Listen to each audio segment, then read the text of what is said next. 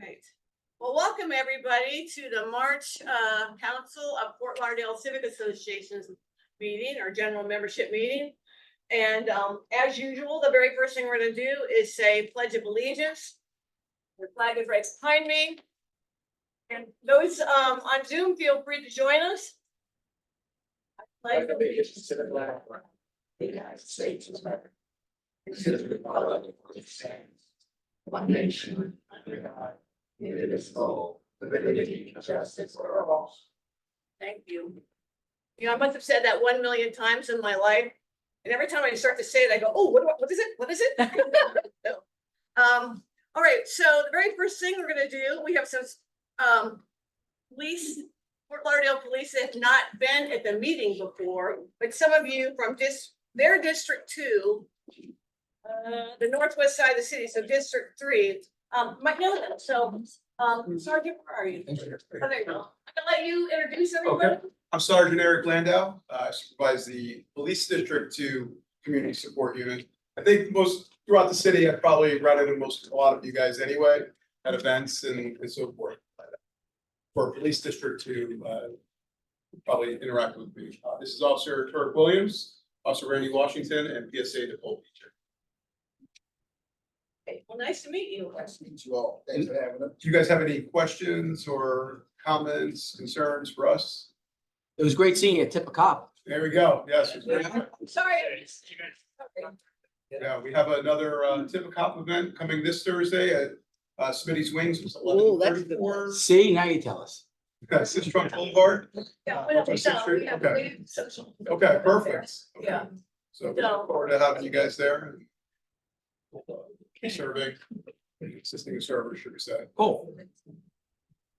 5 o'clock. Yeah. I have a comment. Remind the people to do the online survey. Yes, yes. So here we go. We got some online surveys. You can even scan the QR code, I have those already. pass them out a little bit there. Please let us know how we're doing. Overall in the city, you feel the services are needed or what we're doing right, what we're not. And Sergeant, wouldn't you suggest that they put that in their newsletter? That would be fantastic. Imagine that. That was. Or they put on their Civic Association website. That's even better. Imagine that. Not ours, theirs. That's good. Okay, pass them around. So have the date on There's I no. thought there was an end date, but I thought there was. I don't know. but I don't know what it is. That maybe that was a sidewalk one. Sidewalk one. Sidewalk one, okay. How long is the survey open? That's what we're That's- discussing. here. How long? I don't know the end date. Okay. I think it's for the whole year, because I think this is the new one, Oh, okay. right? I think there was. I did it today and there was no end date. No I end looked for an date, end okay. date and I didn't see one. Yeah. I didn't know this one either. Anything else for us? Yes, sir. How are you? Two Saturdays ago, we did the roll call police department. Yes.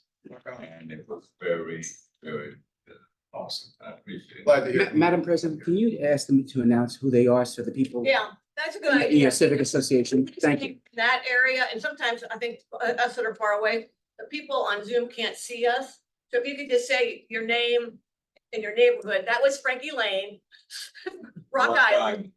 My man. And you really, and you need to speak up because I think it's very hard to hear where the speakers are on a Zoom. So Frankie was just saying how much I appreciate everybody, all of you guys coming to their Civic Association meeting. So, all right, terrific. We'll do this. Glad to hear. All right. Mary, this is Janet Gualtieri from Nermi Isles on the Zoom. How do we get the people who are on the Zoom, how do we get the QR codes so we could distribute it to our organizations? It is on the Council of Fort Lauderdale Civic Association's website. Okay, On that. I can't tell you exactly where it is on there because I did it with this QR code. But if you go on our website or even the police department's website, it's there also. okay, thank you. Okay, if you can't find it, will you let me know and I'll send it to you? I will. Thank you. Alrighty, terrific. Anything else for us? All right, we'll let you guys go back to your meeting. All right. Thank you for having us. Thank you. All right, take care. Well, here's your files. Brought them last time. Does anybody want any more? No, we got it. Here's one. How many would you like? 6. But I can take as many. Put in more, maybe. Should put it a little closer to the Well, front. what we can do is once we run out of these, we can always order more. Okay. So if you want some for later on or something like that, because we want to get the word out. Because most of the auto thefts are because they either left the doors open or they left the fobs in the car. I don't need the H frames. Anybody else? I know we took a bunch last time, Yeah. so. That's why we brought them back. Anybody else before we take them back? How many more? How many- 8. They have a lot. It is effective too. I'll take eight. Need the hangers? Yes. Okay. Judy? Hey, Judy. I'll take eight. Please, thank you. And I'll take the frames too.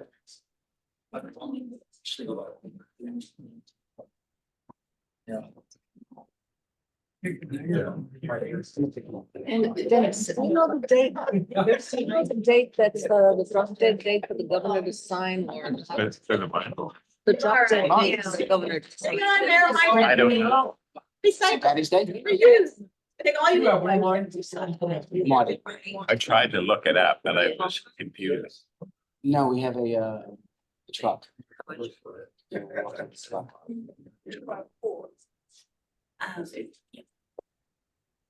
Said we need a $10 million policy. And You know, while they're doing that, I just want to let you all know, if you didn't, if at neighborhood support night, I noticed these directories. And I picked up one for myself and I thought, man, I should have gotten a lot of these. So I had, they were delivered today by neighborhood support. I have a lot of them on the table. They have all the people and how you get a hold of them and all the departments in this, so you know who everybody is. So if you don't have one, these are really a good resource.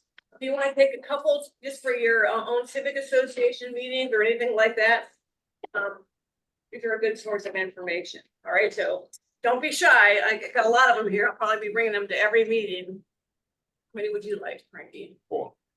Okay. There you go. Thank you. Anybody else wants any? They're sitting right up here. Okay. Oh, here, Rick. I think what you need.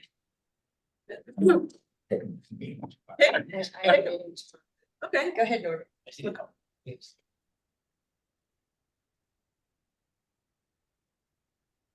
Okay, and I can always get more, so Looks I much I nice. appreciate you guys taking them all because I'm trying not to add to the volume of my house, so great.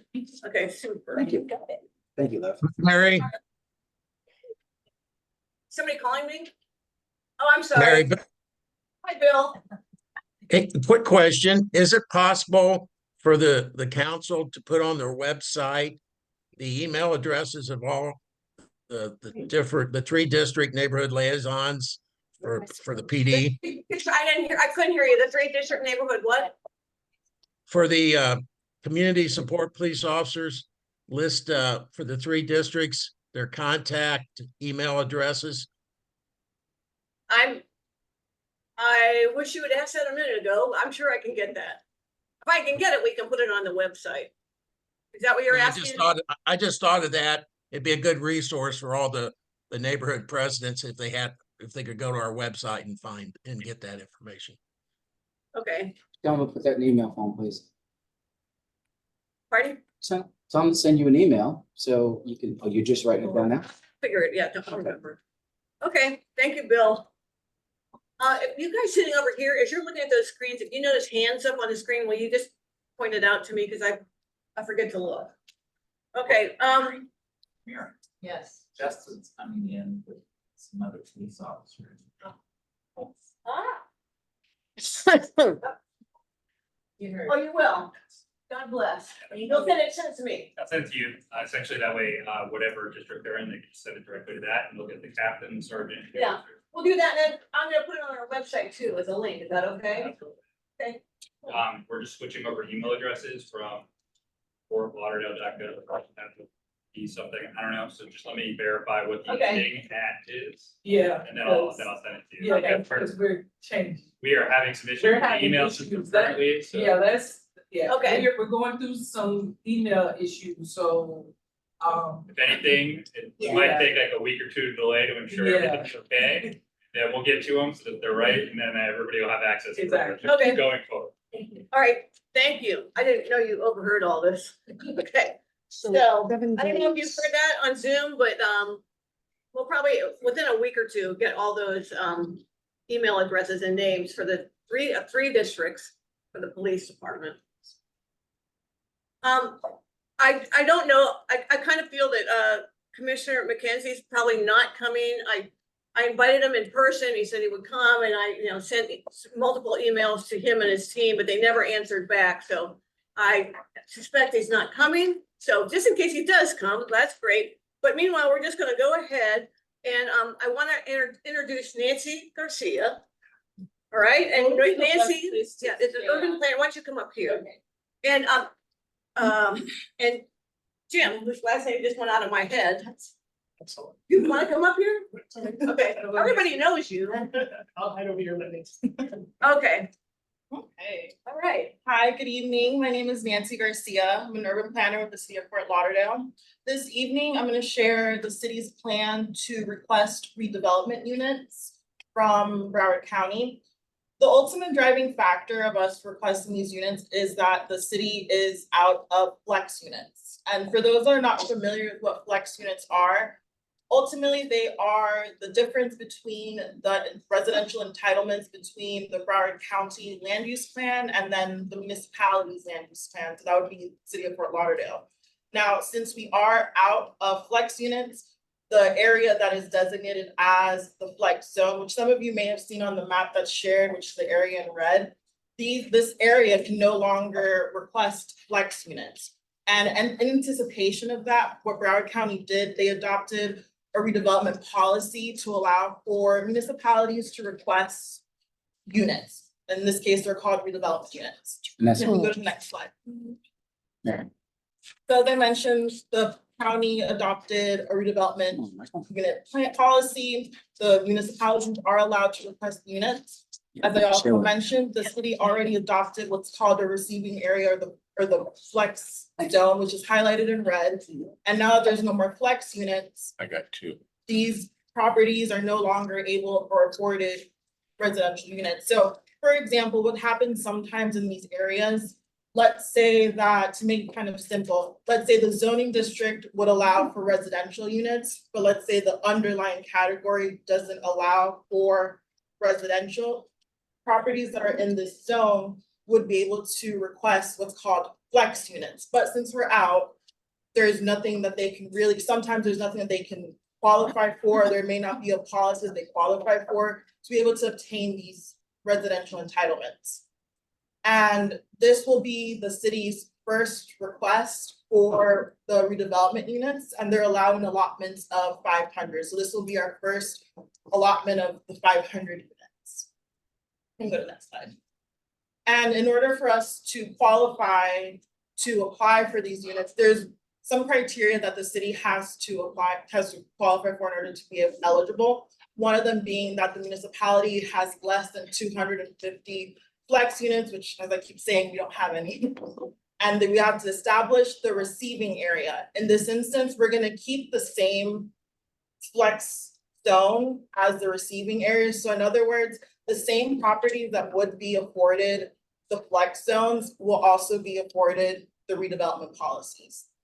And as part of us requesting the redevelopment policy, the redevelopment units, the city has to implement a policy in order to manage these units. Because as you can imagine, with only being able to request 500, we kind of have to figure out a way to manage where they go and how they're allotted. In the next couple of slides, I'll also talk about that. And then one of the last things that the city has to demonstrate is that we have capacity for these units. So capacity meaning school concurrency and making sure there's enough schools for the new incoming residents, things like that. Land use compatibility, which is typically taken care of during the development process, the city, whenever we review projects, things of that nature. Next slide, please. So back to the application criteria. The main way that these redevelopment units are going to be applied are going to be for these smaller infill projects. And also mainly each project will not be able to exceed 50 units. So any new development that's requesting the redevelopment units, they're capped at 50 and they can't exceed that. So the idea is that one project doesn't fully sweep 500 units or 300 units, for example. Another instance too would be, we do have an affordable housing policy. So in some instances, there are properties that while there's no flex units, they may be able to utilize the affordable housing policy and also pay in lieu of providing the affordable housing units. But the only properties that are able to do that, they have to abut certain roadways and also have certain underlying land use categories, some of it being like industrial or commercial or what we call employment center. And there are instances where properties can't do that. We had a project recently, and it's an example of a small infill project where it was a mixed use project. They had I think it was just a couple work units, or you can live where you work, and they're only requesting 17 units.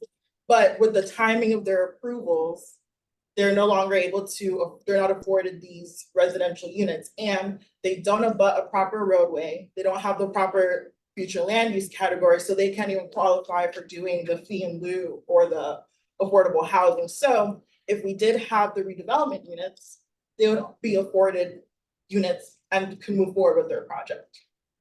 Next slide, please. So once again, the receiving area is pretty much in existence in a sense. It's the same as the flex zone. The only difference is that it doesn't include the central beach area.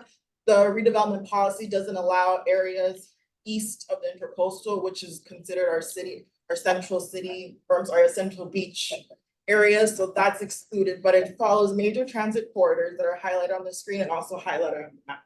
So as I said, it's following the same general area that the existing flex zone already encompasses. Next slide. So ultimately, the next steps, in order for us to adopt this first round of the policy, there are 4 required meetings that we have to do. So one of them being planning and zoning board. We're hoping to make the May 17th agenda for planning and zoning board.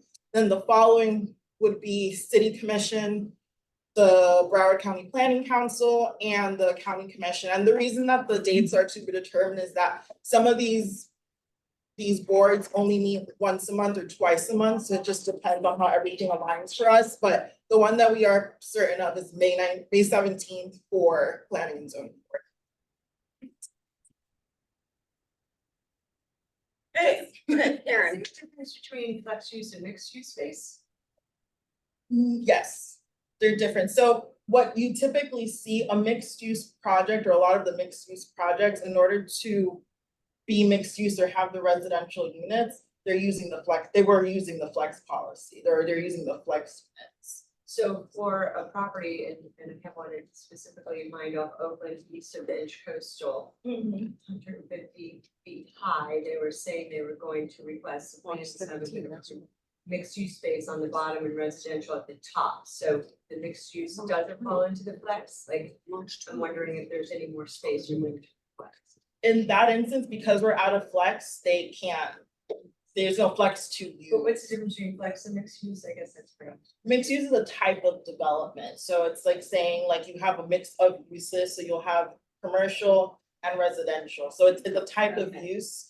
And then the flex units is just the difference between when the Broward County policy, the land use policy, they gave, they established a number. Okay. And then when the cities incorporated, they also established a number, and it didn't gel. So because there is an overlap, that's how the county responded as, we're not gonna take away the units that you want, that you are entitled to. So that's kind of like how they. Okay, well, just 1 second. Could you fix it so I can see the Zoom audience? You can take the agenda down for now too, just in case they have questions. And remember in here, I don't know if you were here, I'll try to remember to, in the room, say your name so that those on Zoom, especially sitting over here, they can't see you, know who's asking the question, and you guys speak up too. So, Frankie Lane from Rock Island. Could you give me a layman's definition, flexion? So when Broward County adopted their policy for land, they allocated an X number of units that were available, residential units that the municipalities that are in Broward County can utilize or apply to properties. When the cities decided to incorporate themselves or create their own land use policy, there was a gap in the uses or in the number. And to account for that gap, they created what's called flex units. They could have been called anything, but they decided to call them flex units. And that way, pretty much the cities can't sue the county and saying, hey, you're taking away my residential rights. And that's kind of how they handle it. That's the simplest way I could explain. Marilyn Romano, I just have a general question not related to this project. How many flex units are there left in Broward County that they can apply to Fort Lauderdale? Are we talking 10,000 units, 500 units, 20? How many are we talking about? I'll jump in. I'm Jim Hetzel. I'm with the city of Fort Lauderdale as well. The flex units for the city of Fort Lauderdale is exhausted. We've allocated. I understand that, but how many more of these units allocated by Broward County are there? So if you run out of flex, there's no more flex. The flex was a negotiated amount at a certain time period where the next number, like Nancy was saying, if you exhaust those, you have no more. Okay, That's why the county under land use plan, the staff and the county commission have approved this redevelopment policy. Because cities like us who have used all our flex have no other choice but to then use this new policy. As far as the cities in the county, how much is left countywide, I don't know. I just know for Fort Lauderdale, we have no more flex. no, then my question, I was the wrong question. It's not Redevelopment the, units. how many redevelopment units are floating around? So right, There's when they. not. No, We don't have any. We don't have any, but how many is No. Broward County in willing to Broward throw County, around? In total, there's 32,800. And so countywide, so far, there's only 3 municipalities that have requested and it's been adopted, and that's Miramar, Pembroke Park, and Pompano Beach. And each of those cities is taking 500 at a clip? Yes. So 32,000, 800, so it's like 32, yeah. close enough, Yeah, yeah. 32,000, and we're already starting to take 1,500. 1,500. That's a lot of units hanging about. Well, the 32,800, whatever change it is build out, county build out, that's how they got to that number. And something to kind of put into perspective, for example, in order to qualify for the redevelopment units, the municipality has to show that they have 250 or less flex units. Yeah, that was clear. That Yeah, was very so clear. there's, so for example. I was just concerned about how many there are. what is the big scope of this beyond this particular A proposal? lot of the cities don't have a lot of flex units. We were probably one of those 3 on the east of the county that had a substantial amount that have exhausted it. Pompano's the same way. I think Hollywood has some remaining, but the cities don't have a lot throughout the county. So now all those cities are gonna be asking for 500, 500, 500 of 32,000. Okay. Good to know. Sorry, Rory Bell, quick question. Can you give me an example of how this would be applied? I'm trying to follow this. I look at federal and that's all a lot of the commercial. Right, Right. so for example, there's an area south of 17th Street where Miami Road is. And this did happen where they were doing a mixed use development, meaning they had a commercial component and they're only requesting 17 residential units. But because there's no flex units available, their approval is just kind of at a standstill because there's no flex. When they were applying for their project, it was just bad timing. Where there's other projects that got approved quicker and they took all the units that were left. So that's an example where that would apply. So does that mean that you say mixed use, there's probably gonna be retail and then residential? Or office, in this instance, it was an office, it was like a work where you live situation, so they had offices on the first floor and then they were gonna have the residential above. So does that mean that area was tapped out of residential and that's why we use the flex? I'm just kind of confused where the flex No, comes but in. it has to do with this, it gets a little complicated because it deals with land use. So we have land use and then we have zoning. The land use is established by our comprehensive plans. It's like a blueprint for the city as far as what uses should be where in the city. The zoning gets more detailed, density levels and commercial versus not, and so forth. This particular situation, the land use was employment center. It was established in the city at 1989 with the better adopted. The zoning is residential for the same property, so there's a conflict between their land use and the zoning. Well, they have the right to build under utilizing the residential, but they need to get units because land use is employment center. So that's how we kind of deal with it. It's land use deals with density issues. It gets a little complicated. So it was that kind of situation. Our job is really this. One of your slides. Hey, make sure you say your name. Oh, Michelle Jenkins, Historic Dorothy Riverbend. One of your slides said something about not available for affordable housing. Right, so for example, we do have an affordable housing policy that we adopted. But in order for properties to qualify for that, you have to abut a state road and also a county maintained arterial road. So certain roadway classifications, the same project that we're referencing, the Miami Road project, doesn't abut any of those roadways or types of roadways. So they weren't able to use the affordable housing policy that we have in place. So that's what I mean in that example. That policy is a county land use policy that she was referring to. What it was created to do was to incentivize building of affordable housing. So what it says if you're on these roadways, you can have a commercial land use. And you want to do mixed use and add residential, you can use this policy if you do affordable housing. The catch is there is a pay in lieu of, but you can get out of. And I'm glad you're bringing that up, because that's what I'm seeing. Yeah. Which is decimated my area. We have many people who cannot afford to live in historic Dorset Riverbend. So if the developer can pay to get out of it, what's the point? The payment is not much, by the way. Yeah. It was established by the county. The city wasn't thrilled with it now because it really doesn't lend itself to build. If you utilize the policy that was the established amount, and unfortunately, it's easier for a developer to write a check than it is actually to construct it, unless you have a developer that does affordable housing. So those developers will do it no matter what. What is that amount? Is that $10,000 per unit? 10,000 per unit for the total project, so it's a 300 unit project. $3 million into it. And then it increases 3% every year. So right now it's at 10,000. Increases more than 3%. The baseline. But that's the county that sets that amount. Yeah. Now, the city can adopt something within your double dipping, right?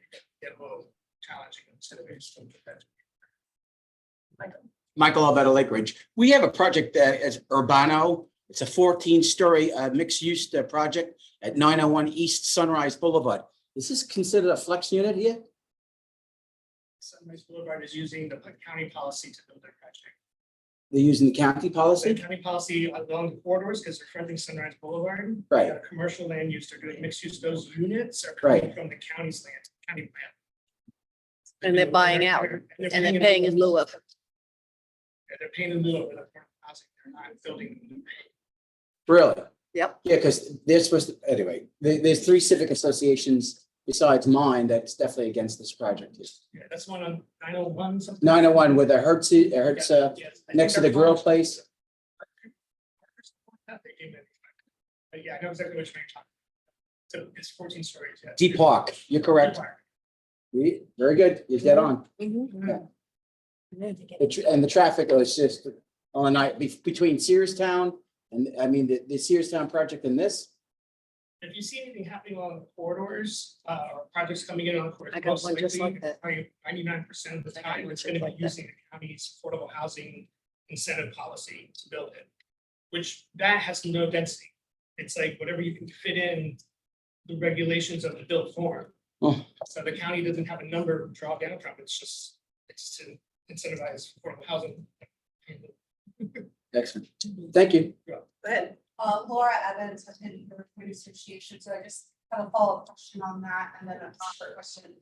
So then based on what you just shared around, that they don't have to follow, or, if it's on a corridor, then it would be subject to affordable housing. But if I heard you correctly, they could also pay $10,000 per unit in the project to get around that.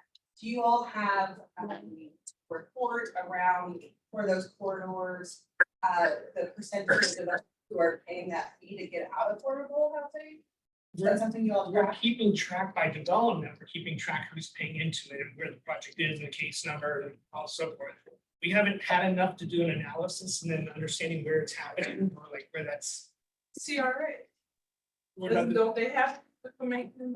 Well, the thing is, we haven't had that many projects use the policy yet. So if it's specific about the nuances of the policy and statistically how it's happening, we don't have enough data at this point. The other projects are separate, but we've only had 7 throughout the entire city go through the approval process using the county plan. And I can tell you most of them are downtown. And then my other question was, I want to understand how the flex units are utilized. So essentially, the city is petitioning the county for additional flex units so that we can have, essentially up to 500 units, residential units being placed in these receiving areas around. Just to kind of take a step back for a second, the city had 18 geographic zones throughout the entire city. So there's 18 different zones. It had flex units all in each zone. It was a nightmare to manage. It made no sense. It was for the whole zone, which included residential neighborhoods too as well. What we did, staff has consolidated all that and unified it. Took it out of the neighborhoods, made them along the corridors, which is the map that was in the presentation, focused all that density. When we collapsed our flex, it was 12,000 units. So we said, how are we going to apply 12,000? Well, they shouldn't be in neighborhoods, we should protect the neighborhoods, focus on corridors that are hopefully there, downtown and so forth. Well, since that was adopted, that policy in 2018,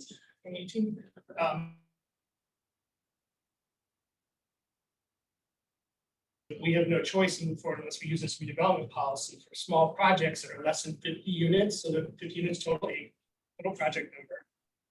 And for transfer development rights. So this policy for redevelopment is going to be very specific on what those 2 scenarios that they follow. Okay, we're gonna take 2 more questions, because I see we have Daphne online, so Oh, let Marilyn go first. another global question. In Harbordale, we have a project that used flex units, probably used up the last of the flex units.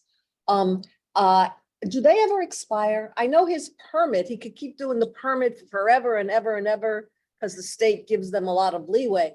But do our flex units ever expire if they don't use them within a certain period of time? Our city code has an 18-month approval for a site plan, but the state law applies to that as well. So an applicant can come in, if there's an emergency executive order issued by the governor. Right. Says this is the tolling period of 6 months. We have to add 6 months onto their extension to their. On their site plan approval, but what about the flex units? It Can goes we, with it. so we can't say that there's a, It goes with the terms. wow. Yeah, it stays with them. Can we, is that because that's the way we wrote it, or is that because that's the way? It's part of the site plan approval process. Gives those units to the site plan. If that site plan is extended for approval, those units continue. So if we had decided when we were doing this to not make them part of the site plan approval, but to make them a different approval, then we would have had more control over it? No, we'd have to change our code. I mean, the flex Of units. course, yes, you'd have to change the You code. would have to, because you're handing out an approval, you have no flex to approve it. You can't have the site plan keep going and take the units away. It wouldn't work. Okay, interesting, thank you. Last question, Dennis? Dennis Omer, the policy for affordable housing, and you said about their budding roadways, will that prevent any properties that the school board decides is surplus being used for affordable housing? Separate, completely separate. Okay, and thank you. That's a lot to, I was like, when we talk about this stuff, I'm like, whoa. So listen, thank you so much for that.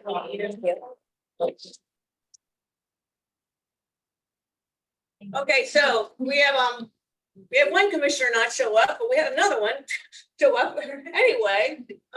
Commissioner Sturman, welcome, and why don't you go ahead? I see Daphne online here. You can get that out of the way. Well, thank you very much, everybody. Good to see everybody here and at home. Item that's come up, obviously it's on everybody's radar, is vacation rentals. We're limited by the state, what we could do as far as sort of controlling them. We went to the absolute limit. We ended up passing a city ordinance that actually is working quite well. We've worked out a lot of bugs. We've had code, we've added extra code, nighttime enforcement. We have a vacation rental unit and police are filling in the gaps. And we have worked some kinks out of it, but it actually is, seems to be working quite well. The problem is the state keeps trying to preempt us and keep trying to gut what we could do, and they did it again. The Senate now passed a bill through vacation rentals that takes almost all the power and all the teeth out of what we're doing. It went to the House, and we were very hopeful that the House would kill it. In the past, it had gone to Ways and Means, and it had gone to several committees. This year, the Speaker of the House and the Senate President both had a priority of passing this legislation. For whatever personal reason, we're not sure, but it was a priority for them. It went to the Senate, and just this past week, it went to the House floor and was passed. It's now going to the governor to be signed. And what this does is, we have 3 strikes, you're out. If you had the 3rd strike, we could go ahead and suspend the vacation rental for up to 6 months. We added noise monitors. We had a whole process of which the code was going to go be enforcing it, and fines and registration and all. This thing is watered down to such a degree that it's like 3 or 6 strikes, you're out. If you have a complaint, normally you complain in real time, we'd send code out. If need be at 2, 3 in the morning, we'd have police go out. This time, if you have a complaint, it goes up to the state, and then by 9 o'clock the next morning, they go out there and they would investigate. So if it's a 2 o'clock Saturday, it ends up Monday at 9 a.m. The next morning being the next day after the 2 o'clock Saturday night is Sunday morning already. And Tallahassee, are they going to start sending people from Tallahassee down here to knock on people's doors and whatnot? It's for people who don't live by vacation rentals, it doesn't seem like a big deal, but you imagine noise all hours of the night, repeatedly over and over again, trash, cars. The quality of life is protected in the Constitution, and this is interfering with our quiet enjoyment of our homes. It's devastating. I know we had an emergency meeting in District 4, and we invited the whole city, but it was a Zoom, and it was very well attended, and we did a letter writing campaign. I had spoken to Chip Lamarca, who represents us, who is a very big advocate on our behalf, and he's voted against us several times. We have Michael Gottlieb's up there, a state representative, Darrell Campbell, and Senator Pizzo on the Senate side has been championing for us. We have lobbyists, and on the Zoom here, we have Daphne. Daphne works for our city. She's in charge of legislation. She's going to give us some advice. It's going to the governor. He hasn't signed it yet, but our only chance is hoping to get the governor to veto this legislation. If it passes, which is a good chance that he will sign it, it's going to have a very negative impact on our quality of life. I feel very strongly that we should support what needs to be done and Daphne's going to tell us what we should do and what we shouldn't do. Daphne, take it away. Hi, good evening, everybody. How are you? Good. Good. We're doing Daphne. We love you. I was like, does everybody hear me? Yeah.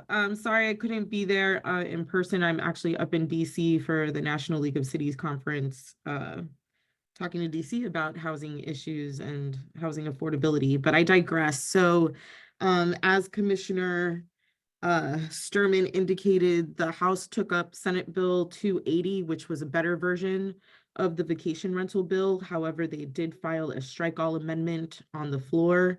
So new language was put on while on the floor.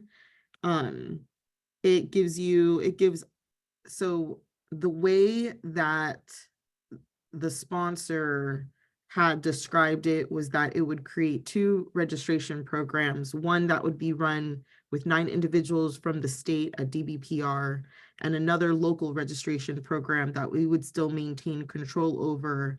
However, we would be limited in what we can and cannot do for that local registration program.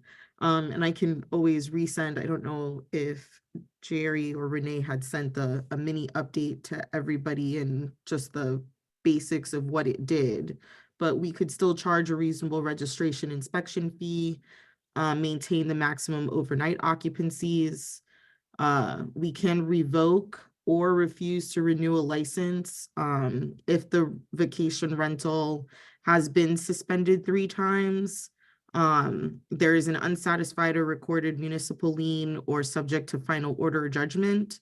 And then we can also suspend a registration period, suspend a registration for a period up to 30 days for one or more violations on 5 separate days during a 60-day period, up to 60 days for one or more violations on 5 separate days during a 30-day period, or up to 90 days for one or more violations after 2 prior suspensions of a vacation rental registration. So it does preempt the advertising platform aspect to the state. And I'm sorry, I'm just trying to flip back and forth through the screen. Clarifies that the temporary vacation rental license becomes permanent upon final agency action. So there are some pros to the Senate bill and to the strike all amendment. The major thing that I think there was some confusion was there was a grandfather clause of 2016 only for county ordinances. Broward County does not have a vacation rental ordinance. I just wanted to make that clear. The only county that has a vacation rental ordinance is Flagler County, and that so happens to be the county that the House Speaker represents. So, yeah, so there was some misinformation that staff on the state side had presented about, 2 counties would be exempt, one would be Broward and one would be Flagler.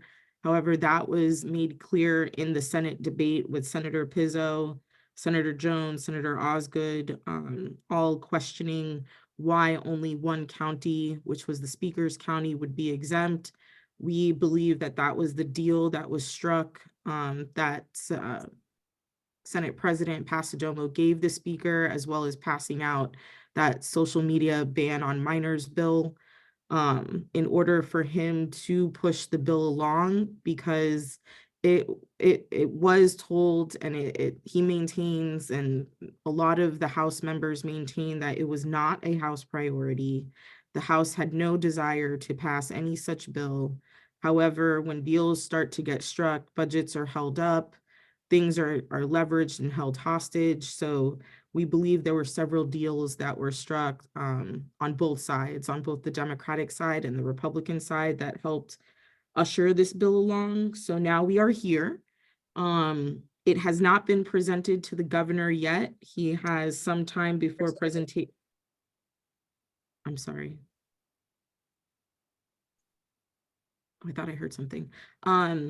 He has not been presented the bill yet, so now is the time to send some letters to just the governor. I know the Civic Association sent a letter to the governor and his LD, but please, please, please, please, I cannot stress it enough. Do not inundate them with letters of opposition. It's not going to help us. It's going to irritate him. This governor is very temperamental. I probably shouldn't say that on the record. I shouldn't say it on the record, but he is temperamental. The more you go at it, the more he's gonna double, triple down on his position. So if he was thinking about vetoing it, the more letters that we send to him and Chris Spencer, it may not be in our benefit. So that's my recommendation, is that the letter from the association, the letter from the mayor, a couple letters from residents that have detailed stories on what this relaxed registration would do is enough. I know I sent a template to use some template language, but insert your personal story. One letter. Do not send the letter, the email multiple times. Please do not do that. You will burn any type of relationship that we could possibly have with the agency, with the governor's office, with our members. Our members won't be able to leverage their relationships with the governor's office to help us in case there is another preemption bill that does come along in sessions to come. So we have to maintain our relationships. I know it's hard. I know sometimes we don't want to, But in this case, in order for the best possible outcome, it's best to just, take a deep breath. I'm gonna say not relax, but there is indication, I cannot say much, but both sides were not happy. All sides were not happy. Their senior leadership, senior Republican leadership was not happy with the outcome of this bill. Owner operators of vacation rentals were not happy with this bill. We were even told that lobbyists that had previously advocated on behalf of owner operators to pass a preemption bill, they told their lobbyists to kill the bill. So that tells you a lot when the actual backers of the bill the past 10 or so years are telling you that they wanted the bill to die. That means those same individuals are going to the governor and telling him to veto it. So if we keep inundating with multiple sends of same emails, we're not going to help our cause. So just remain calm. The letters that went out, I don't know how many letters went out, but I'm pretty sure over 100 have gone out so far. Let's keep it at pace, because right now, members of leadership are talking to the governor's office. People are communicating their dissatisfaction with the legislation. The sponsors were saying that it was an imperfect bill, but they wanted to put something on the books.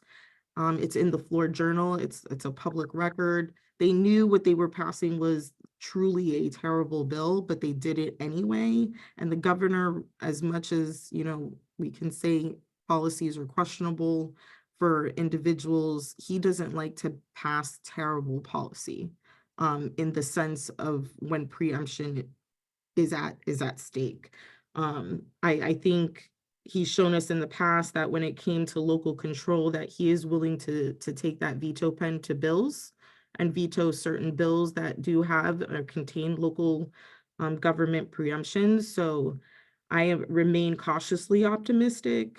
But I can tell you, nobody was happy with what passed out of that floor on both sides. And I can tell you, senior leadership especially was not happy with what passed out of the Senate or the House. Hey, Daphne, I'm gonna share some of the things that we spoke about.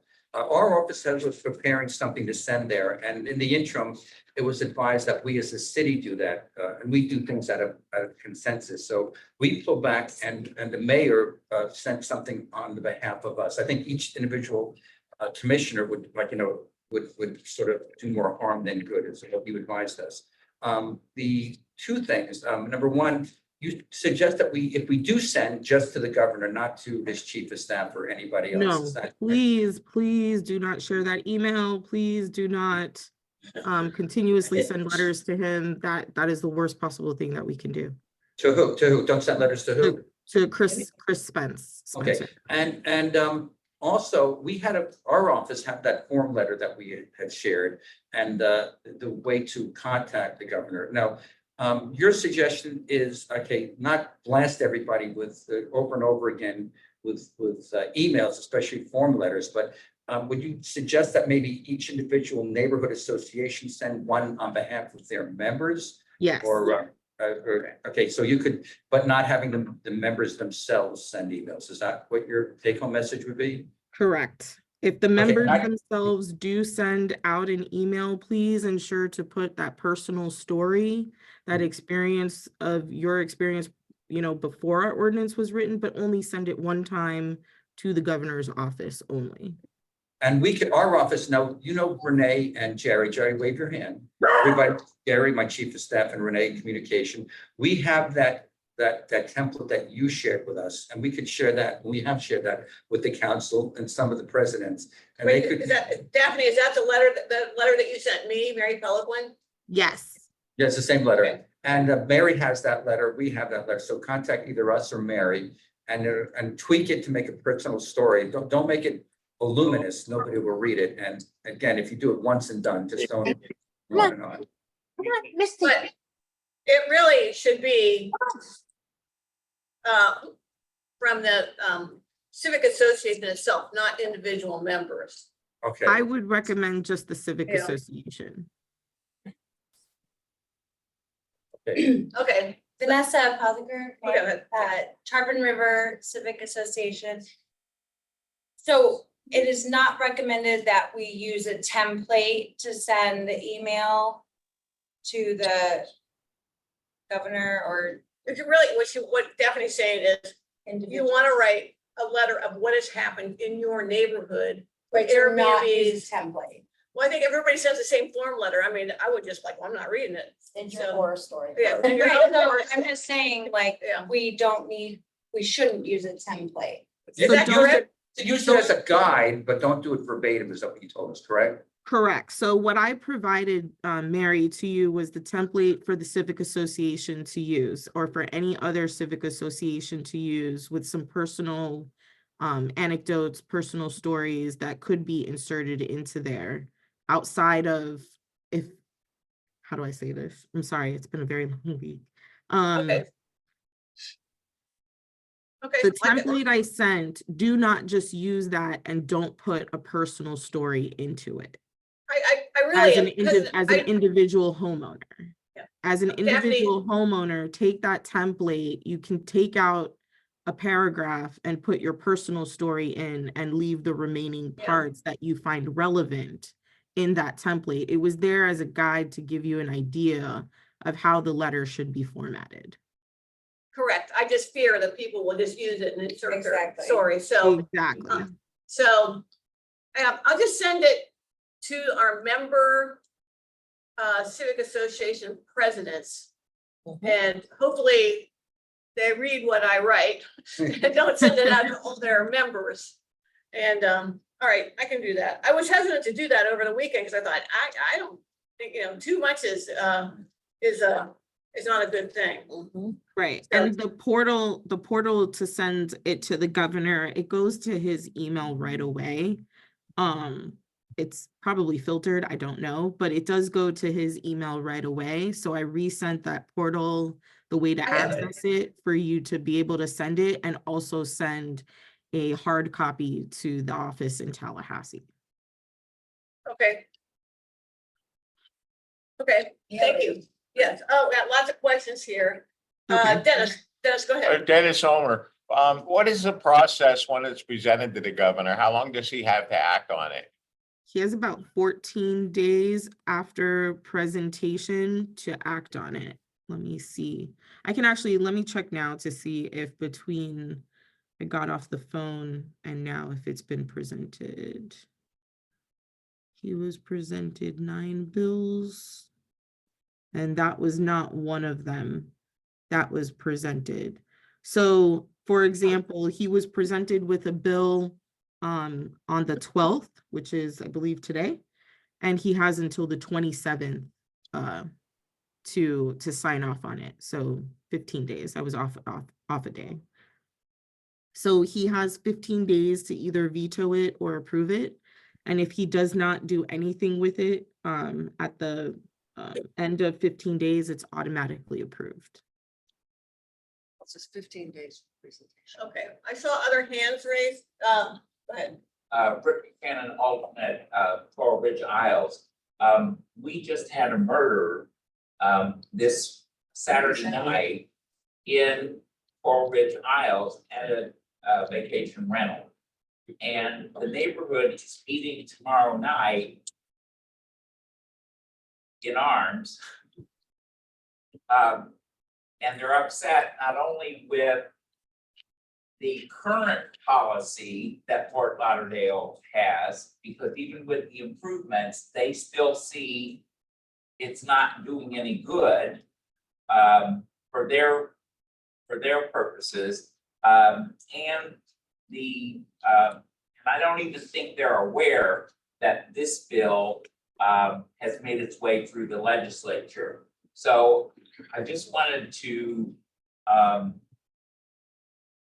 was thinking that it might not be a bad idea for us to say that while Fort Lauderdale is attempting to regulate, even the limits in which they are currently able to operate is not actually protecting our community. And that maybe, and use the example of what happened this weekend, because there was a big party on Friday night, Saturday, 1 o'clock in the afternoon, somebody went to the door of the vacation rental, knocked on the door, opened the door, shot the person, and dead. So, it's, everybody is just wild. Well, Daphne, maybe they could, for that particular neighborhood, maybe they should have a few people, because that's the extreme. Well, What's your thought? well, Well, but we're not the only one. I mean, if we had people raise hands, how many of you had someone killed or had violence at a vacation rental in your community? Almost, I think most of us would have our hands up. I don't have anybody dead. Rick, do they have previous complaints that specific? We have off and on, I've had the code enforcement people to our civic association meeting at least 3 times in the last year and a half. Explaining how to do it and explaining what the new regulations were that the city passed and so forth, and how this will help. And people aren't, it's not, the issue is they don't want the vacation rentals, period. So it isn't just this, it's just, this is now the. But this specific Airbnb, had it had previous problems before? Not to my knowledge, Or but previous complaint? I don't know. Because those don't come to the civic association, so we haven't seen them if they did. I have to check with the city on that. Okay. Okay. Any other questions for Daphne? Like Daphne, thank you so much. Thank you, Daphne. Thank you. Thank you for holding my hand. Mary, there's a hand. Oh, I'm sorry. Still a question here. I'm sorry. Go ahead, I didn't look up. Hi, I'm JJ Ryder, Rio Vista Civic Association. So my question is, it's pretty much going to be a foregone conclusion that the governor is going to sign off on it. This was a bipartisan bill with bipartisan support. He will be sticking it to both parties if he doesn't sign off on the bill. I think he's just going to let the clock run out. He's not going to sign off. He's not going to say no, that's it.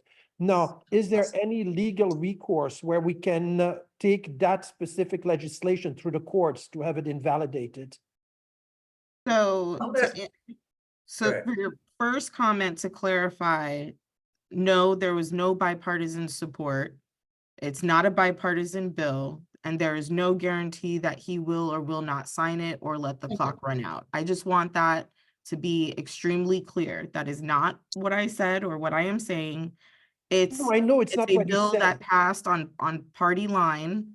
It's a Right. bill that was presented by, the majority party. It's an issue that has been ongoing for over a decade now. It's Take their something names. driven by owner operators. So I just wanted to be Then- very clear that there's no guarantee that he will sign it or that he will veto it. I remain cautiously optimistic more than pessimistic, which is a surprise for me. But it's only because this is the first time where we've seen clients tell their contractors to tank a bill that they have supported for years. This is the first time that we've seen senior Republican leadership up in arms over legislation that they have been supporting after a number of years. And for them to be that upset, it kind of makes you think, if they're that upset, they're letting him know. And if they're letting him know, he's got 2 more years as governor, and he could have a pissed off legislature in the majority. Okay, Daphne, we have 2 more questions. I'm gonna go ahead with you, James LaBrie. Hi, so I could talk for the next hour about the continued concentration of power in Tallahassee and the loss of local control. But I'm not going to do that. I have a question for Daphne. So I need a little education, Daphne. It's one thing if somebody lives out in Pembroke Pines or Weston and they own a vacation rental in Poinsettia Heights. But what about these corporations that live, in New Jersey and they're buying up homes all over and they have multiple properties? LLCs. Is there any discussion about that or moderating or regulating that? No, in the sense that as long as they're not Chinese or Russian entities that are purchasing the properties, then it's free enterprise. So what about regulations that control hotels and motels, like a Holiday Inn or something. I mean, if they own multiple properties, wouldn't those same regulations apply to them? In acquiring property for like hotel. Well, I think, I'm just curious if there's business ordinances that manage businesses better than the way that these vacation rentals are being managed. Not that I am aware of, no. Okay, all right. Thank you. You're welcome. And Leanne, So, Mary, you can decide if you want to have Daphne cover this, but I thought as long as the camping bill has now gone to the governor as well, the HB 1530, I wanted to get her sort of thoughts on that. It's a good thing. if it's a Yeah, little bit off topic, but go ahead, Daphne, if you could just briefly talk about that, just so we're gonna run out of time in here, so that'd be great if you could. What exactly is the question about it? Is it the implications or an implementation or prediction and what would happen with it? Yeah, I mean, what's your view on whether it's going to pass, and has there been any discussion about how Broward County, our local municipalities will respond? No, so most likely he will be signing it. It was his initiative that they decided to pass. It's a very short bill. The design outside of the parameters that need to be met in the location, that's the encampment location or the dwelling, the building, has to go through DCF standards for registration that's outlined in the bill. Don't have it pulled up in front of me, but once it goes through that, certification by the department and it becomes a designated spot, the county and the municipality have to work together. I have not heard anything from the county. That might be a city manager question to see if he's had discussions with the county administrator as to what building they may have identified as being that particular dwelling or building to place the unsheltered individuals in. Okay. Thank you. All right. Now I don't see any more questions, right? Leanne just still has her hand up, so, all right, well, thank you, Daphne and Commissioner Thank you so and much. Jerry and Renee, thank you very much. All right, good to see you. All right, Welcome. thank you.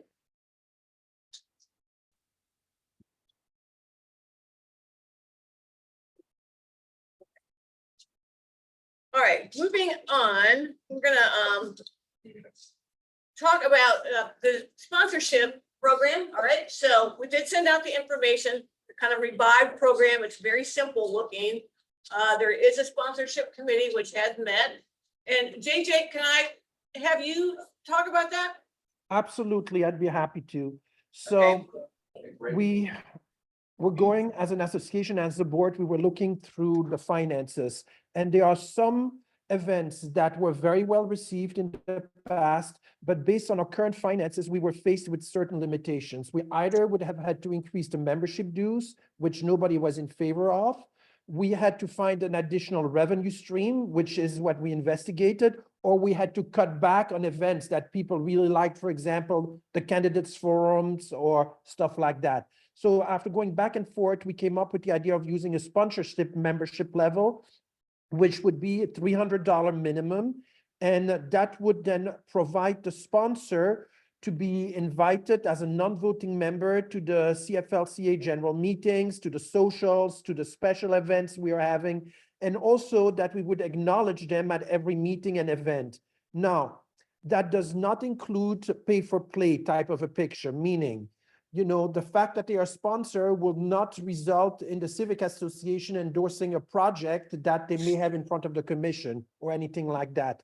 Additionally, we also would vet every single sponsorship membership that comes forward, and that would come to the membership committee for review to see if there are any conflict of interest or an appearance of conflict of interest, because that is the last thing we need to be in as an association.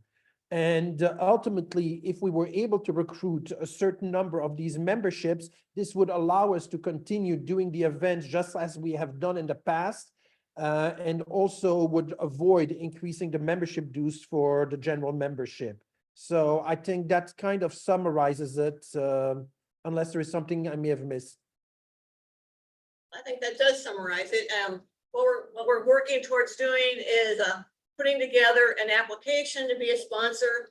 We're gonna do it both paper and we're gonna put a link on our website where so if I don't know, Mary Pellegrin's company wants to be a sponsor, she can go on the website, fill out an application and pay, and it'll go to the sponsorship committee chair, actually could go to all of them. And then when they meet, they can, or they can discuss it right away. And so that's the mechanics of that. We're gonna try to do some social media marketing, sorry. I have somebody that's willing to do that, but we just haven't managed to get together. I've been traveling quite a bit, so maybe next week we can get that in order. So let us give us a little bit more time. Let us get our act together. We will be having the candidate forums. I will say that because right now I have the city helping us like how to deal with the why. So we're still working on that. But it would help to have extra money to pay whatever else other expenses we have with that. So any questions or comments so far? Mary, this is Janet Galtieri. Is this just for company sponsorship? What if an individual wants to pay the $300 sponsorship? As long as the individual meets, applies, like say myself, I will probably do it just because I probably will. Then they can look at my application or any individual's application. That will be a sponsorship committee for JJ himself and decide if that's that applicant is not going to have any kind of conflict with the council and what the council does. And then, no, that's fine. Sure, we'll take people's money, all of you. Yeah. Well, with we're representatives from Nermi Isles of being on our board, but for example, my term is up, but I would still like to participate as an individual. So this would be a way for me. Am I correct in what I'm assuming, that this would be a way for Sure, me? Okay. Okay, Yes, thank yes. you. You would be a member, but not a voting member. Yes, and you got would be, and you would be invited, you would be notified of the meetings and of any social events in the candidate forums. Perfect, thank you. Any other questions? All right, good. The committee is doing a good job. The next thing on the agenda is membership applications. Speaking of, paying money, they're due by March 31st. That is just right around the corner. And I can read off all the civic associations that have paid, but I don't want to take the time right now. I would have, but I just don't want the meeting to go long. But we have 25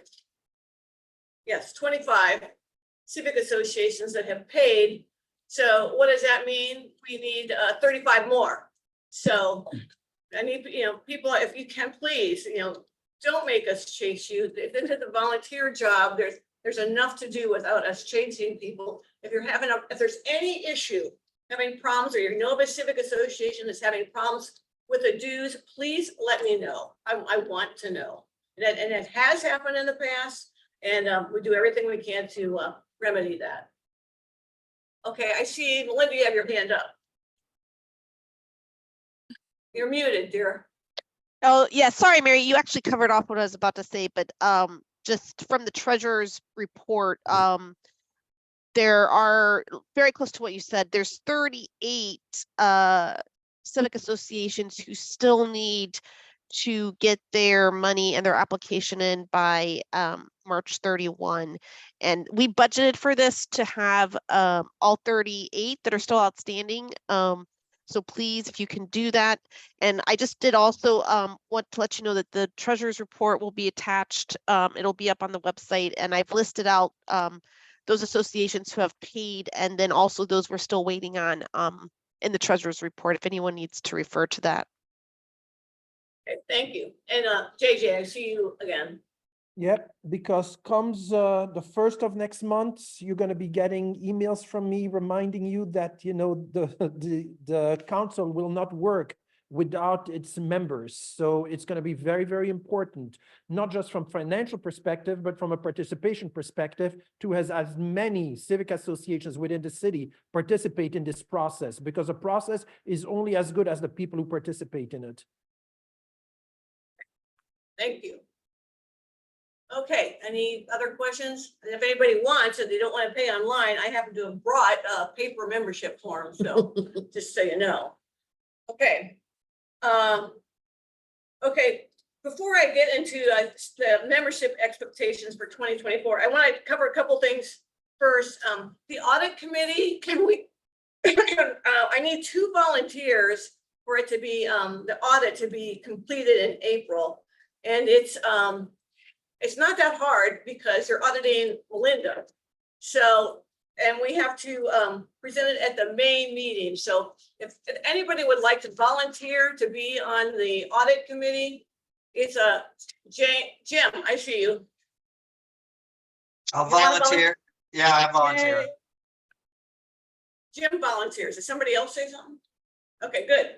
Got one. Okay, anybody else? Anybody else? La la la la la la la. Okay, well, I'm gonna be chasing somebody down. Okay. All right, and then I want to talk about the P3 bullet points. You all have probably seen these things ad nauseum. They're right here. They were attached to the notice. I can't recall right now if they're on the website. I've been told that it's going to go in front of the commission March 16th. March 16th, whatever that Tuesday is. It's the second Tuesday. March 19th. 19. March 19th, even better. So I will be there. I hope to hell Marilyn is there holding my hand, and anybody that was on the, I mean, any of you can come and listen to it. I have no idea what to expect out of the commission on this, but we have worked, Marilyn and her committee, I should say, have worked on this with our city attorney, both our interim one and our brand spanking new one. So they know about this and they have this. It will be submitted to the commission by them. But it's a conference meeting. It's not, nothing's being voted on. It's a conference meeting, Oh, that's okay? correct. Yes, so. That's a 1:30 in the day meeting. Right, I'm and sorry. it'll be an Thank you. opportunity for us to hear from the commission post-October of last year when they got the very first version. There've been some changes. As a matter of fact, they've actually adopted some of the points that we brought up in our material that we submitted to them. I haven't had a chance to go in great depth, but I saw a few, they picked up on a few of our things. So that was very, that made me feel very good. I hope the committee feels good about that we were effective. So we'll have this conversation again. It won't be the last conversation before an actual ordinance hits the public hearing circuit, but it's moving along. Okay, good. Thank you, Marilyn. And then again, I just want to repeat that the candidate forums are August 13th and September 10th. They're going to be at the LA Lee YMCA like they were 2 years ago.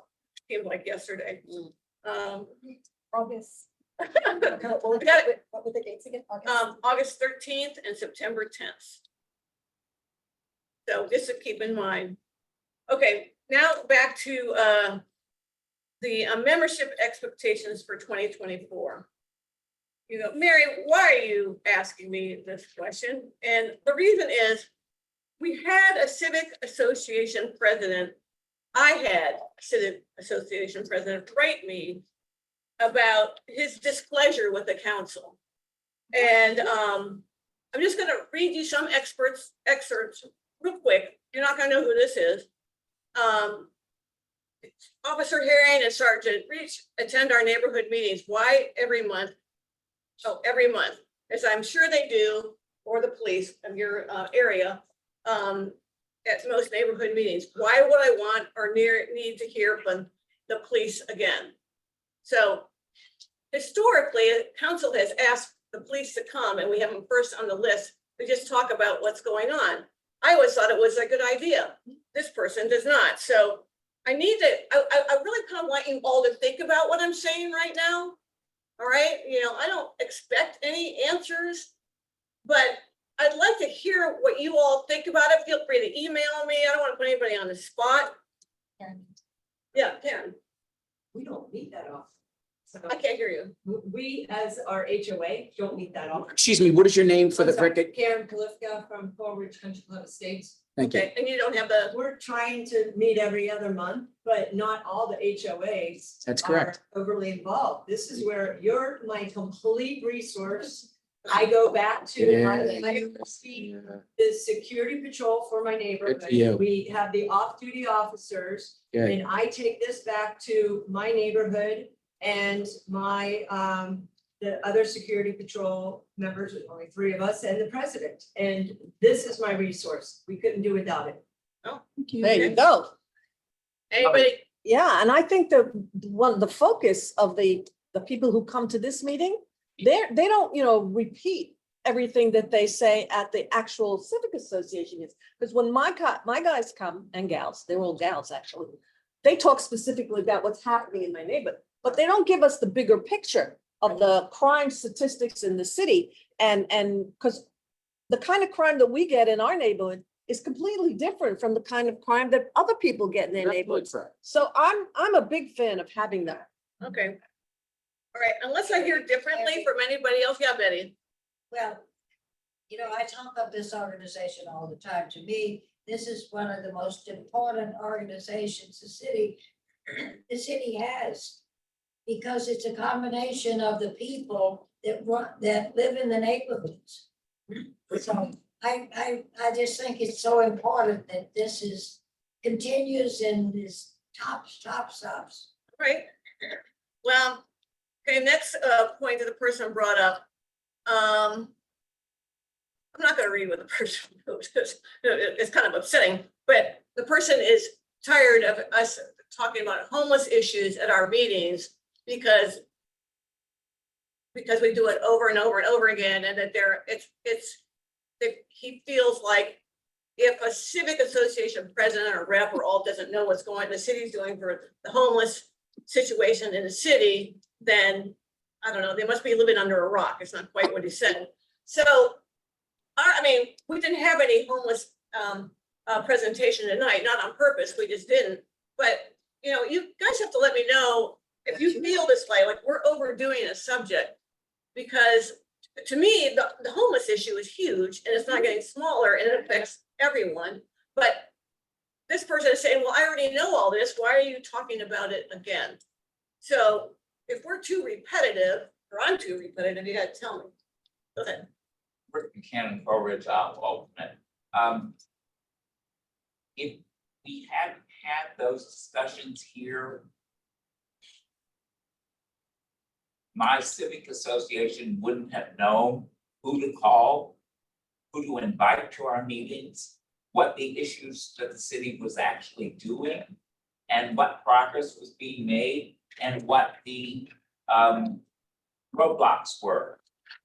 Because I didn't know, and I'm glad that this other person did, but I didn't know that the beds, that the city didn't control the beds, that those were controlled by the county, and that we could have the police come and detain or question or whatever a person, but to get them into a bed had a whole other procedure and process to go. So I think that's important. And while some of us have been around longer than others, there are new people here tonight who've never heard any of this information before. And if we don't give them that information, we're not doing our job of being a council, which is for me, a clearinghouse of information and a link between the city and our associations. Okay, thank you, Rick. And so kind of what Karen said, it's a resource. And Karen Kalifka again, this is an ongoing issue and it seems to be getting worse and not getting better. And we're all trying to work together to move forward and improve our cities. I mean, this is the issues that aren't resolved have to be continued to be discussed. Okay. Thank you. And again, if any of you feels radically different from what you're hearing, please let me know. You don't want, it's not comfortable doing it now, it's email me or call me or whatever you would like. Okay, just another quick thing, because then this kind of like I want, Christine. Good evening, everyone. I just want to say this, Mary, and to the rest of the board members and stuff. Since I've been on this board, I have learned quite a bit about this city. I don't see anything that this council is doing that's detrimental to anybody neighborhood. It's very helpful. You learn a lot about this. If this person feels that way, then that's why he's not a part of. Then he really don't care what goes on in the community. Because if he had a problem with it, he will come and face us in person, like I would. We can't let one person destroy what you already have done. What you guys are really doing for this city is fantastic. I'm really so happy that I'm part of this organization. I am. And like I said, I learned a lot. So keep doing what we're doing. That's all I can say. I just had to say that. Here, Sorry. here. I was, Mary, I was going to suggest, this is Janet Gualtieri. Yeah. Did the person give any additional suggestions rather than say, don't do this, don't do that? Yes, that's my next thing. Sorry. That's okay. No, it's a good question. It was the council ignores the practical month by month issue.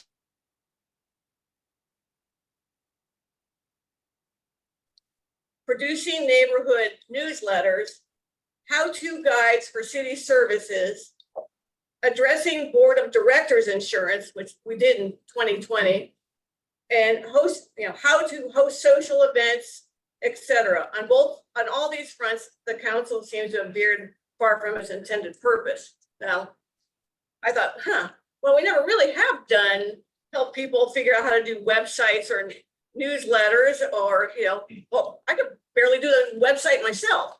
So if this is something that you guys as members say, we're really struggling with, how do I like Betty's newsletter. How does she do it? Should we be doing things like that? I mean, the mechanics of a civic association, we really don't cover. And so if we should be covering the mechanics of how a civic association operates, then let me know. Let me know if it's important to you. Yeah, Karen. Sorry. But this is a big issue for us, is we need somebody, we need to hire somebody. Like, we're all volunteering and we're trying to do so much, and I'm guessing the other neighborhoods, you have very few of the board members that actually do things. Everybody else sits back. So we need somebody to update our website, send out the informational emails whenever, our commissioner says stuff. And we need to find somebody, we'll pay them, I don't know, $25 an hour or something. So I don't know, maybe this is all of our neighbors, okay. $25 an hour? We need you, you're hired. Okay, see, like that's a problem that's now gonna help my neighborhood. That was a joke. Oh. So, God, I got so excited. So it's, But I can help you. So the council itself, we actually have a company that helps us with the website. I mean, they created it, right? Right, yeah. Marilyn was really instrumental in that. I'm thinking, and then our corresponding secretary, puts the information on it. Or if something's wrong, contacts them, which is Jim Concanet, who couldn't be here tonight. So we actually have, there's like an appointed position, and he's busy. I feel bad because, like a lot of you in here, he's working. So it's a lot. But he kind of, now that he knows how to do it, he's also the one that sends out all the notices. But that's a pretty hefty job that, he takes on. So Mary, I've noticed, and I've been here not as long as Betty, but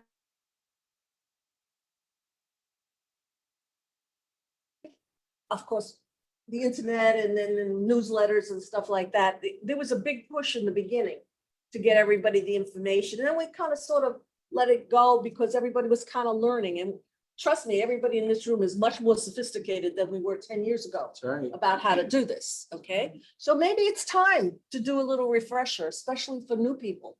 when you say a refresher on like how to, a website or? Yeah. But I mean, who does that? Now you're calling it a vendor. Well, There's probably some people we could get to come in and even do a hands-on demonstration.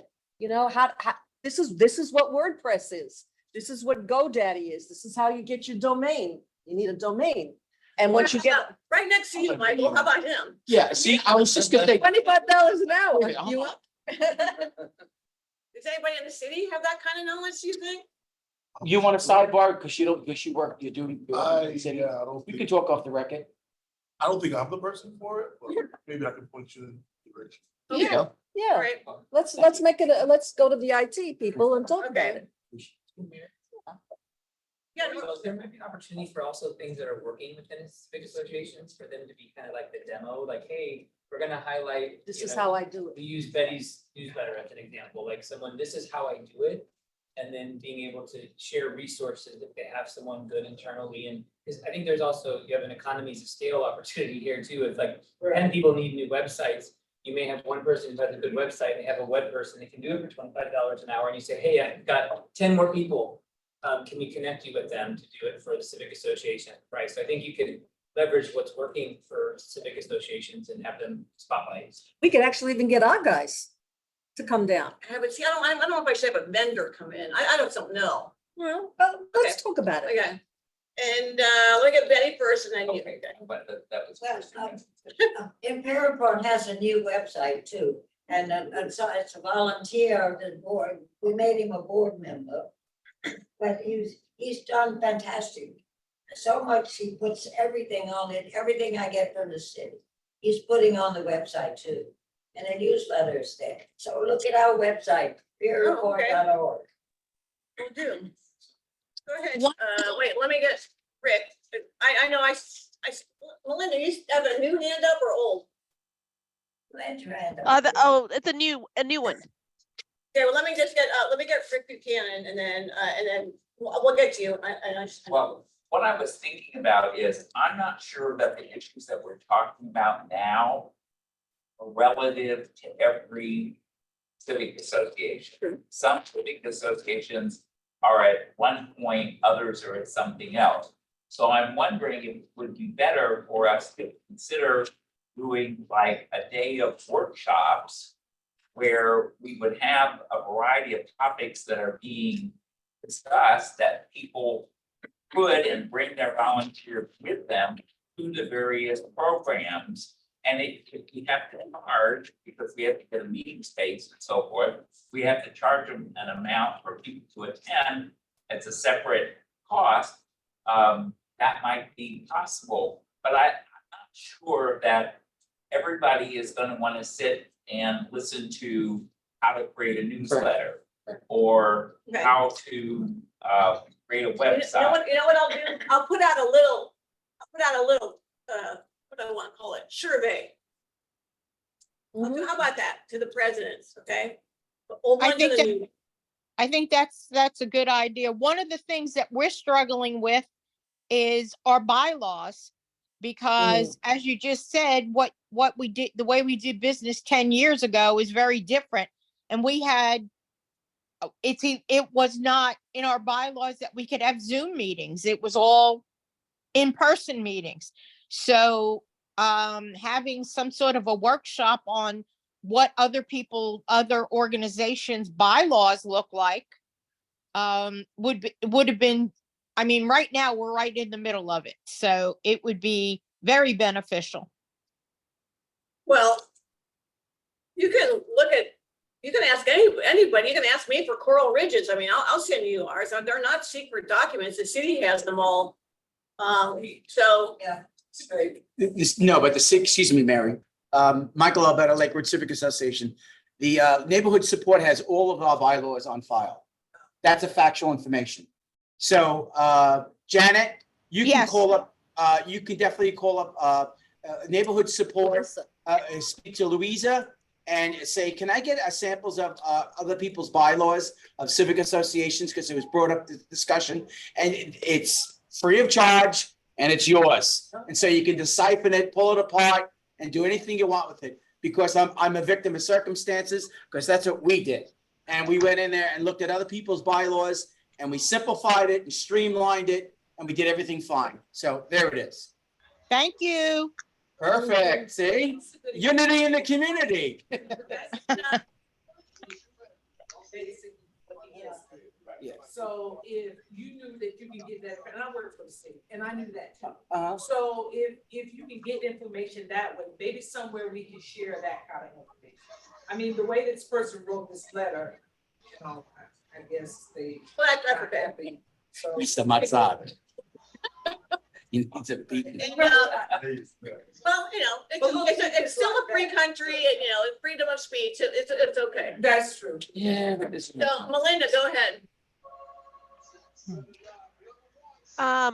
Thanks, Mary. I forgot to say my name before, Melinda Bowker, Downtown Civic. No, I just wanted to express my support for a couple of the suggestions. Mary, I think your idea of doing the survey, a brief survey, is a great suggestion if you're up for that. And the other thing I like that I heard, because I'll be honest, I'm not sure that we want the council to get too much into kind of the kind of administrative training of the civic associations. So what I did hear, I don't know who it was who gave this suggestion of doing, maybe we could do a member spotlight, kind of like with Betty's newsletter. Maybe it could be like a brief 5-minute presentation at the membership meetings, member spotlight, and here's what they do. And let them briefly speak to one of their strengths. But then I just did want to emphasize, I do think it's important that once we get our sponsorship program going, that we go back to the socials, because my experience being a neighborhood president in District 4 is that I've gotten to connect very closely with some other neighborhood presidents, and we do a lot of knowledge, and we do knowledge sharing. And I really think that some of the administrative things, it would be great for neighborhoods presidents to have someone to go to in another neighborhood and to feel comfortable with that, and even to create a small group that corresponds together regularly, because it really does help. So I just feel creating those one-to-one connections and encouraging that people reach out to their neighborhoods, particularly in your own district. I think it's just so beneficial. Okay, thank you. Carlos Stein for Sun Park. I was just saying, I joined my board about a year ago and not knowing anything. And one of the things that I did was to reach out to other associations, show up to their meetings, ask them questions, and see how they do. This person is more than welcome to reach out to myself or to any other president. We don't have to reinvent the wheel. The work's already been done. You know, just go out there and ask. And I think a lot of people made that point already, but just wanted to ask. Okay, well, thank you. Okay, and Betty, yeah. At one time, we had where a group of just neighborhood presidents getting together, right, Dennis? And talking about, you know, different things or different problems they were having. Okay, well, we do invite the presidents to this meeting. Right. Also, so, okay, all right, well, is there anything else that you would like to see other than what we kind of been doing? I mean, I always think of the council as being a very informational instrument rather than a teacher. But maybe that's what we all need, that, you know, a little bit. So I kind of like the idea of having a city website person, although city website makes me insane, but somebody that could talk about the different platforms, like you said. But let me think about this a little bit. I'm kind of thinking I'll put out a little survey just to the presidents, you know, just not that hard to do. Yeah. Okay. All right. And by the way, you know, I could list all the stuff that the council does do, but you all know. And he knows too. Yeah. Okay. Linda, did you talk about the treasurer's report already? No. Okay, you did. All right. I mean, I didn't give the balances. I did speak to the membership figures, but I don't need to go into details. You guys have it. It's up to you if you want me to say anything more. No, I think you're good. Okay. There were not minutes. The minutes were not attached to the notice. I don't think they were there. I don't think we have them, so we're gonna have to approve the February and March minutes at the next meeting. And okay, just remember, I need another person for the audit committee. Just saying. All right. So is there anything else? No old business? Nope. Alrighty, well, thank you everyone for attending. It's kind of an interesting meeting. Can I take a point of privilege? And I want to thank Mary for getting on that vacation rental so quickly and working with Daphne to send a letter representing our. Let me just say, I hated it, I know, but you did it. but I did it. But thank